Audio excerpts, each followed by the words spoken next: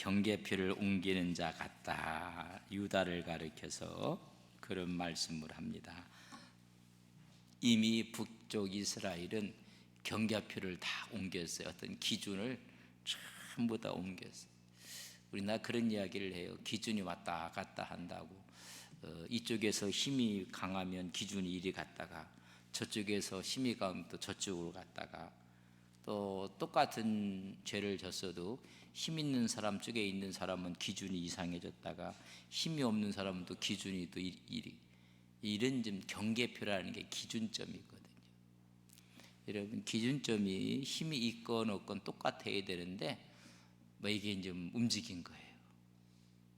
그래서 하나님께서 너희들은 경계표를 옮기는 자 같도다. 기준이 틀려요. 부엌에 가봤더니 기준이 틀리고, 안방에 갔더니 기준이 틀리고, 부엌에 갔더니 며느리 말이 맞고, 안방에 들어가 봤더니 말이 맞고, 다 틀린다는 얘기거든요. 이런 경계표의 기준을 여러분 다 옮겼어요. 그래서 이제 북쪽이 멸망하는데 남쪽도 너희들도 똑같다. 저들이 그렇게 하면 너희들에도 그 기준을 반듯하게 세우면 좋을 텐데 너희들도 경계표를 옮기는 자 같다라고 이야기를 하고 있습니다. 그 말씀이 10절에 나오는 말씀을 같이 보도록 하고요. 먼저 8절을 한번 보겠습니다. 우리 8절을 저랑 같이 한번 읽겠습니다. 시작. 너희가 기브오에서 뿔나팔을 불며 라마에서 나팔을 불며 벳에원에서 외치기를 베냐민아 내 뒤를 쫓는다 할지라. 베냐민아 너희 뒤를 쫓는 자가 있다. 너희 뒤에 뭐가 있다? 적들이 있다는 거예요. 요 베냐민 지파에 속해 있는 땅 중에 기브와 라마, 벳에원은 전부 다 베냐민 지파의 땅이에요. 근데 공교롭게 요 베냐민 지파의 땅과 북이스라엘과 경계예요. 경계. 유다와 베냐민 그리고 나머지 10지파였는데 베냐민과 북이스라엘의 경계가 있는 곳이 뭐냐면 기브와 라마는 좀 높은 곳이에요. 거기에 비해 조금 낮기는 낮지만 그래도 벳에웬 다 경계 지역을 이야기해요. 그리고 경계 지역에서 나팔을 분다는 이야기는 전쟁이 일어났다는 이야기. 전쟁의 소리가 늘 이어지고 있는 것입니다. 근데 거기서 나팔을 부르는데 이미 적들이 뒤를 따르고 있다는 것입니다. 여러분, 베냐민의 적들이, 다시 말하면 베냐민은 유다를 전체를 이야기하면서 유다와 베냐민 지파가 두 지파였는데 얘를 확장하면 남유다에 경고하는 이야기. 이미 저 북쪽은 형편없게 되었고 너희 남쪽 유다도 지금 적들이 지금 쳐들어오고 있다. 적이 있다고 지금 이야기를 해주고 있습니다. 그래서 9절 말씀 보면 벌하는 날에 에브라임이 황폐할 것이라. 북쪽 에브라임이 황폐할 것이라. 내가 이스라엘 지파 중에서 반드시 있을 일을 보았노라. 저들이 좀 멸망을 좀 여러분 보고 있는 거예요. 근데 이 남쪽에 있는 너희들도 저 북쪽에 멸망하는 것처럼 멸망받을 수밖에 없다는 것입니다. 그 이유를 10절에 말합니다. 같이 한번 읽겠습니다. 10절 시작. 유다 지도자들은 경계표를 옮기는 자 같으니 내가 나의 진노를 그들에게, 북쪽에 하나님께서 심판의 불을 부은 것처럼 너희들에게도 물같이 진노를 부을 것이다. 그러면서 하는 말이 뭐라고 했어요? 경계표를 옮기는 자 같다. 이 경계표는 땅의 경계를 표시하는 말뚝이에요. 랜드마크라고 하는데 여기는 경상북도, 여기는 경상남도, 이렇게 마크는 여러분 랜드마크가 있어요. 경계표가 있는데 우리 집도 맞아요. 너희 집과 우리 집에 여러분 경계선이 있단 말이죠. 근데 그 다음날 일어났더니 저쪽으로 막 5m 더 이렇게 금이 거 있고 그러면요 이게 문제가 심각한 거예요. 구분점인데 이 경계표를 움직이지 말라고 했거든요. 성경은 뭐라고 이야기를 하면 신명기 19장 14절에 보면 내 하나님 여호와께서 내게 주어 차지게 하시는 땅 곧 내 소유가 된 기업의 땅에서 조상이 정한 내 이웃의 경계표를 어떻게 하라고요? 옮기지 마라. 힘이 있다고 해서 저만큼 나가서 경계를 삼고 또 힘이 없다고 해서 우리 학교에 확 들어와도 아무 소리 못하고 이 경계표를 절대 움직이면 신명기 20장 17절을 저랑 같이 한번 읽겠습니다. 그의 이웃의 경계표를 옮기는 자는 저주를 받을 것이라 할 것이요 모든 백성은 아멘 할지니라. 옮기지 말아라. 만약에 옮기는 자는 저주를 받고 말 것이니라 라고 이야기를 해주고 있습니다. 근데 이미 저 북쪽은 다 이게 흐트러져 버렸어. 근데 남쪽 너희들도 경계표를 옮기는 자와 똑같다고 이야기해 주고 있습니다. 그럼 이 경계표는 크게 좀 한 세 가지를 해요. 첫째는 이웃 땅을 탈취하기 위해서 옮기는 거예요. 폐역한 겁니다. 힘이 있다고 해서 여러분 담을 더 바깥으로 쌓는 거예요. 남의 집으로 들려서 이 경계표를 옮기는 것, 이웃을 것을 탈취하기 위해서 하는 이 경계표, 이건 폐역한 것입니다. 또 이것은 이런 이야기를 할 수 있는 남유다가 북이스라엘을 침략하는 것도 경계표를 옮기는 거예요. 경계를 주어졌는데 이걸 근데 여기서는 그게 아니에요. 이 경계표를 옮기는 것 같다는 이야기는 뭐냐면 율법을 상징하는 말로서 남유다 백성들이 하나님이 주신 규례, 법도를 북쪽과 함께 벗어났다는 거예요. 북쪽은 어떻게 벗어났어요? 금송아지를 섬기고 우상을 섬기는 것으로 여러분 하나님의 법도를 이미 벗어났다는 거예요. 너희들도 북이스라엘처럼 우상 숭배를 저지르고 있다는 거예요. 하나님의 공의와 정의는 저버리고 폐역함과 하나님을 섬기는 것이 아니라 우상을 섬기는 모습으로 너희들이 벗어나 있다는 것입니다. 하나님이 물같이 진노를 부으실 것이라. 그래서 마침내 여러분 남쪽이 바벨론에게 멸망당하고 말아요. 그래서 딱 집어서 이야기하는 거면 북쪽과 같이 우상 숭배를 저지르고 있다 라고 지금 이야기해주고 있습니다. 여러분 하나님이 정해진 이 규례, 규칙, 하나님의 법 이걸 잘 지켜야 돼요. 좀 전에 좀 후에 말씀드리겠지만 하여튼 에브라임 이스라엘을 한번 보세요. 11절에 보면 에브라임은 사람의 명령 뒤따르기를 좋아함으로 학대를 받고 재판의 압제를 받는도다. 에브라임은 사람의 명령 뒤따르기를, 사람의 기준을 따르기를 좋아했다.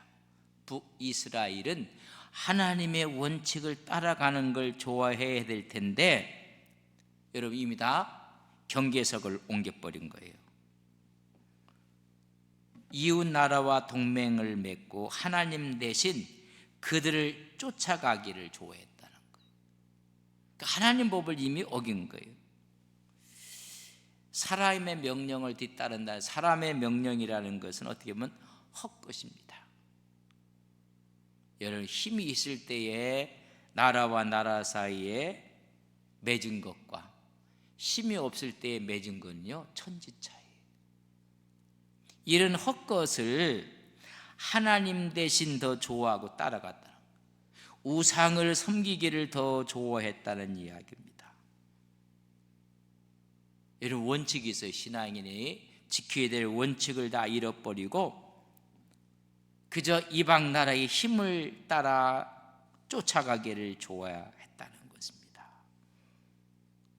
여러분 하나님 말씀을 가장 크게 가장 강하게 여러분 생각하시는 여러분들 되시기를 바랍니다. 사람의 큰 말 앞에는 꼼짝도 못하고 하나님의 말씀 앞에는 막 들이대는 사람들도 있어요. 여러분 하나님 말씀이 얼마나 귀한지, 하나님의 말씀 앞에 따르는 것이 아니라 하나님 말씀을 제껴놓고 열방을 따라가다가 열방에게 압제를 당한다는 거예요. 여러분 지금 무한 경쟁 시대예요. 나라와 나라도요. 여러분 나라와 나라의 동맹과 또 맺어주는 무슨 조약 같은 것도요, 바보짓 하면요 다 당하는 거예요. 그래서 오늘 뭐라고 했어요? 열방에게 거꾸로 압제를 당하는 거예요.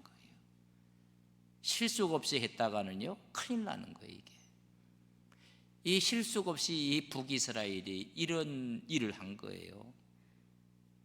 하나님의 원칙을 다 버리고 신앙을 버리고 사람 따라갔다 그 사람에게 압제를 당한다는 것입니다. 그때 하나님은 심판하시겠다는 거. 어떻게 심판하실까? 12절 말씀해 보면 그러므로 내가 에브라임에게는 좀 같으며 유다 족속에게는 썩이는 것 같도다. 에브라임은 북이스라엘을 가질 거예요. 이 북이스라엘은 뭐 같아요? 좀 같을 것이다. 여러분 옷을 이렇게 뒀는데 좀이 먹으면요 몸이 뽕끔뽕끔 처음에는 뭐 별거 아닌 것 같아요. 그러나 후에는요 그 옷 못 입어요. 버리게 되는 것입니다. 여러분 썩는 것도 처음에 보기에는 별로 심각하지 않아요. 그러나 그것이 확장돼서 썩어버리면 아무것도 못해. 하나님께서 막 강하게 확 밀어치는 게 아니라 좀같이 유다에게는 썩이는 것 같이 눈에 보이지 않을 만큼 미약하지만은 그 결과는 확실할 것이고 강력할 것이라는 것입니다. 좀 더디기는 하지만은 아예 못쓰게 만들어 버린다는 얘기입니다. 여러분 부패하기 시작하면 처음에 부패할 모습이 별거 아닌 것처럼 그것 때문에 여러분 못 쓰는 거예요. 여러분 좀 먹는 것도요 처음에는 뭐 별거 아닌 것 같은데 여러분 다 모든 것을 다 못 쓰게 만드는 것입니다. 하나님은 그렇게 할 것이다. 아이고 뭐 내가 신앙생활 이렇게 해도 하나님은 뭐 별로 뭐 살아계신지 안 살아는 별로 뭐 그 좀같이 이렇게 오니까 아이고 교회 안 갔더니 뭐 천둥이 쳐갖고 벼락이 떨어질 줄 알았더니 뭐 아무 뭐 오히려 뭐 더 잘 된다고 하고 근데 이미 좀이 먹어버린 거예요. 신앙에 좀이 먹으면 여러분 일으킬 자가 없어요. 참 이 표현이요 하나님께서 강하게 막 하면 좋은데 있는 듯 없는 듯 하나님께서 좀 먹는 것처럼 처음에 썩는 것처럼 그럼 빨리 깨달아야 돼요. 빨리 깨달고 하나님께서 깨달지 못하면 그것 때문에 모든 걸 다 잃어버리는 것입니다. 근데 그걸 깨달아도 하나님 앞에 가야 되는데 여러분 그렇지 않아요. 13절 말씀에 보면 우리 같이 한번 읽겠습니다. 에브라임이 자기의 병을 깨달으며 유다가 자기의 상처를 깨달았고 에브라임은 아수르로 가서 야랍 왕에게 사람을 보내었으나 그가 능히 너희를 고치지 못하겠고 너희 상처를 낫게 하지 못하리라. 좀 먹고 썩는 것을 깨달았어요. 아 이것은 문제가 있구나.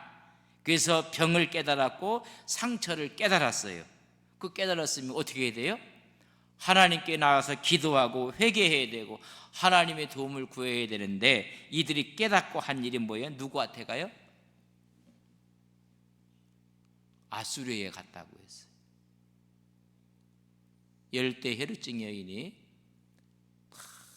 뭐 고통스러워서 수많은 의원들에게 더 많이 고생을 받고 있는 거 다 허비하고 마지막 깨닫고 누구한테 가요? 주님 앞에 가요. 주님 옷자락만 만져도 나을 것만 같은. 주님의 옷자락을 만는 순간 병의 근원이 나와버렸어요. 근데 이런 지금 좀같이 썩는 것 같이 병이 나고 상처가 난 걸 깨달았어요. 그럼 빨리 어떻게 해요? 치유를 받아야 되고 하나님의 도움을 받아야 되는데 어디로 찾아가요?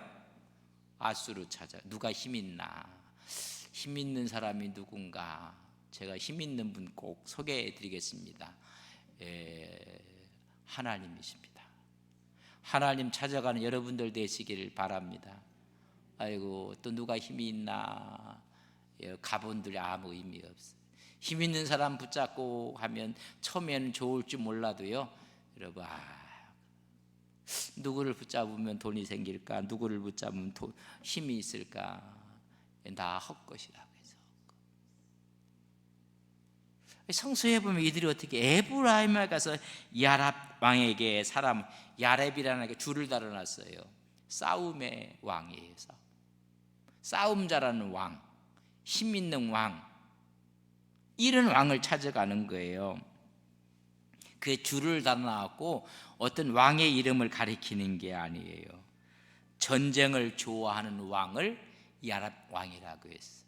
거친 왕, 거친 지도자, 이런 사람을 찾아가는 거예요. 여러분, 그럴 때마다 주님을 찾아가시는 여러분들 되시기를 바랍니다. 주님을 안 찾아가요. 이 아수르가 그래서 야랍 왕을 찾아가요. 그리고 사람을 보내요. 그래서 성서에 보면요, 막 조공을 막 보내요. 조국 보내는 모습을 보면 열왕기하 15장 19절과 20절에 보면 아수르 왕 볼이 와서 그 땅을 치려하며 무해함이 은천 달란트를 불에게 주어서 그로 자기를 도와주게 하므로 나라를 자기 손에 굳게 세우고자 하여 그 은을 이스라엘 모든 큰 부자에게 강탈하여 각 사람에게 은 50세겔씩 내게 하여 아수르 왕에게 주었더니 이 아수르 왕이 되돌아가 그 땅에 머물지 아니하였더라. 막 가서 조공 바치는 거예요. 하나님께 도와달라는 게 하나 도와서 갔다가 또 다시 와서 다 멸망시키고 말았던 사실을 우리가 기억할 수가 있습니다. 여러분, 또 17장 열왕기하 17:3장에 보면 아수르 왕 살만에산이 올라오니 호세아 왕이 그에게 종이 되어 뭘 드려요? 또 가서 하나님께 나온 거. 그는 저들이 그래서 오늘 본문 말 사람을 보내요. 하나님을 찾지 않는 것입니다. 국가적인 위기가 왔을 때 극복책이 뭐냐 하면 힘 있는 사람 찾아가서 여러분 뇌물 주는 거예요. 조공 주고. 그니 이 나라가 온전해지겠어요? 여러분, 위기가 생기고 문제가 있을 때 우리 영원한 피난처 되시는 하나님을 찾아가시는 귀한 종들 되시기를 주님의 이름으로 간절히 바랍니다. 여러분, 헛것 찾아가지 마십시오. 아이고, 그 사람 힘이 있을 것 같은데 아니에요. 그래서 이렇게 심판하시는 분은 아수르를 통해서 심판하고 바벨론을 심판하지만은 여러분, 하나님께서 하신다는 거예요. 누구를 통해서? 아수르를 통해서. 누구를 통해서? 바벨론을 통해서. 하나님의. 왜 저 사람이 저럴까? 하나님이 저에게 그렇게 악신도 넣어주는 거예요. 하나님이 하신. 그 주체가, 심판의 주체가 하나님이 14절 말씀해 보면 내가 에브라임에게는 사자 같고 유다 족속에게는 젊은 사자 같으니 바로 내가 내가 탈취하여 갈지라도 건져낼 자가 없으리라. 그러니까 아수르와 바벨론을 넘길 자가 없다는 거예요. 내가 강하게 그렇게 할지라도 도울 나라가 하나도 없을 것이니라. 여러분, 심판의 주체는 누구라니요? 하나님이 하신다는 거예요. 하나님이 하시기 때문에 어떤 나라도 그것을 감당할 수가 없을 것을 이야기해 주고 있습니다. 자기들이 예전에 동맥을 맞고 조공을 바치고 아무리 했어도 그때 아무런 힘이 없을 것이다. 하나님의 섭리, 하나님의 계획을 막을 수가 없음을 말해주고 있어요. 여러분, 하나님이 하시는 거예요. 우리가 100주년을 맞이하면서도 누가 해요? 하나님이 하셔. 우리는 아름답게 여러분 쓰임 받는 거예요. 하나님이 주도하고 역사하신다는 것을 우리가 알아야 돼요. 이 하나님이 이렇게 하시는데 그럼 언제까지 그렇게 하시겠습니까? 하나님이요, 이 이스라엘과 유다를 바라보고요 고개를 돌려요. 고개를 돌려. 그럼 하나님 고개를 언제까지 돌리시겠습니까? 깨달을 때까지. 그래서 하나님이 이렇게 표현을 했어요. 15절 말씀 보세요. 그들이 그 죄를 뉘우치고 내 얼굴을 구하기까지, 죄를 뉘우치고 하나님을 찾을 때까지 내가 내 곳으로 어떻게 한다고요? 돌아가리라. 하늘 처소로 다시 올라가실 것인 것을 이야기해줘. 이제까지 너희들과 함께했고 너희를 보호했고 인도했고 함께했던 하나님께서 함께하는 자를 떠나서 하늘 처소로 가시겠다는 뜻이. 그들은 몰랐지만은 하나님께서 그들을 붙잡아 주셨고 보호해 주셨고 인도해 주셔서 그는 하나님이 그 손을 좀 놓으시겠다는 거. 언제까지? 뉘우칠 때까지. 언제까지? 하나님을 구할 때까지. 여러분 빨리 깨닫고 우리 하나님을 구하고 하나님께 울부짖고 그렇게 하면 구하기까지 내가 내 곳으로 돌아가리라. 그들이 고난받을 때에 나를 간절히 구하면 내가 다시 오시겠다는 거예요. 주의 영이 함께 하셔서 하나님께서 도와주시고 하나님이 인도하시고 축복하실 것을 말씀하고 있습니다. 돌아가시겠다는 얘기는 완전히 버리시겠다는 얘기가 아니고 멸망시키겠다는 얘기가 아닙니다. 하나님을 찾게 하시겠다는 것입니다. 잠시 놓은 이유는 하나님께로 돌아오게 만들고 죄를 깨닫게 만들고 그래서 고난받을 그들이 하나님께 간구하기를 원하는, 죄를 인정할 때까지, 고백할 때까지. 여러분 고난과 고통과 아픔도요, 그 길이를 누가 정해요? 여러분이 정하고 내가 정하는 거예요. 내가 고백하지 않고 내가 의인이라고 하니까요 길이가 길어지는 거예요. 하나님께서 하나님, 그런 하나님이 여러분 돌아오는데 뭐 자기가 잘났다고 자기 힘으로 해보겠다고 자기 능력으로 해보겠다고, 아니, 하나님 우리는 죄인입니다. 하나님의 힘이 필요합니다. 하나님의 도우심을 간구할 때 하나님께서 다시 그들과 함께 하시겠다는 이야기를 구하기까지, 뉘우칠 때까지 내가 내 곳으로 돌아가 있을 것입니다. 그러나 간구하는 그날 하나님께서는 다시 와서 우리를 지키실 것입니다. 문제는 뭐예요? 경계표를 옮긴 거예요. 신앙과 말씀과 믿음과 헌신과 충성의 기준점을 옮긴 거예요. 제가 늘 그런 이야기를 해왔어요. 유대인들이 안식일을 지킨 것이 아닙니다. 안식일이 유대인을 지킨 것입니다. 여러분이 주일을 지키는 것이 아니라 주일이 여러분을 지키는 것입니다. 여러분이 11조를 하는 것이 아니라 11조가 여러분의 신앙을 지키는 것입니다. 여러분이 충성하고 봉사하는 것이 아니라 충성과 봉사하는 것이 여러분의 믿음을 지킨다는 거예요. 이 경계표를 막 움직여버린 거예요. 저는 납비 학교에서 공부를 했던 분의 이야기를 듣고 그 이야기 중에 하나가 뭐냐면 안식일을 유대인이 지켰다? 결코 아니라는 것입니다. 여러분, 유대인의 안식일을 지킨 것이 아니라 유대인이 아니라 안식일이 유대인을 되게끔 지켜나갔다는 거예요. 오늘 우리가 주일을 지킨다고요? 아니, 주일이 여러분을 지키는 거예요. 근데 주일에 대한 경계표가 없어져 버려요. 여러분이 신앙으로 11조를 한다고요? 아니에요. 11조가 여러분의 신앙을 지켜나가는 거예요. 우리가 11조를 내는 게 아니라 11조가 우리의 믿음을 지키는 거예요. 우리가 헌신하고 봉사하는 거 우리가 하는 거예요. 봉사와 헌신이 우리의 신앙을, 믿음을 지켜나가는 거예요. 이 경계표를 움직여버린 거예요. 한국교회가 힘있게 했던 것은 바로 그 말씀들이 여러분 우리를 지켜나간 거예요.